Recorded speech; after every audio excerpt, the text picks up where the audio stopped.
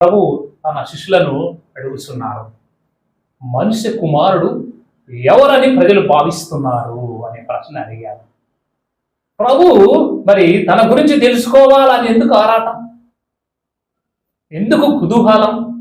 సర్వసాధారణంగా ఒక మనిషికి తన గురించి ఎదుటివారు ఏమనుకుంటున్నారో, ఏమని భావిస్తున్నారో అది తెలుసుకోవాలనేది సర్వసాధారణమే. కానీ ప్రభు మానవ మాతృడిగా ఆయన కూడా తన గురించి ప్రజల అభిప్రాయం ఏమిటి తెలుసుకోగోరాడు. కారణం ఏమిటంటే ఆనాడు యేసు గురించి భిన్న అభిప్రాయాలు ఉండేవి. రకరకాలుగా ప్రజలు యేసుని గురించి అనుకునేవారట. స్వార్థ పట్టణాలు గమనిస్తున్న మార్కు, మత్తయి స్వార్థ పట్టణాలలో 4 స్వార్థ పట్టణాలలో యేసును ఒక ఈవిల్ మ్యాన్గా పిలిచేవారు, ఈవిల్ మ్యాన్గా పరిగణించేవారు.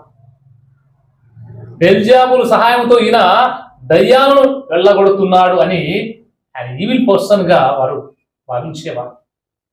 ఆ ఫ్రెండ్ ఆఫ్ సిన్నర్స్, పాపుల మిత్రుడు అనేవారు. ఆ గ్లడని తిండిబోతు అనేవాడు. ఆ డ్రంకర్, మద్యపాన రతుడు అని పిలిచేవారు. బ్లాస్ఫమర్, దైవ దూషణం పలుకుతున్నారనేవారు. సన్ ఆఫ్ డేవిడ్, దావీదు కుమార అనేవారు. ఈ విధంగా అనేక విధాలుగా ప్రజలు యేసు గురించి అనుకుంటుండేవారు.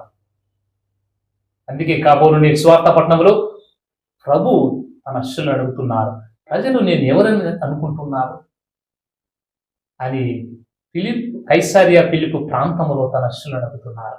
అయితే ఇక్కడ ప్రజలు ఏమంటున్నారు?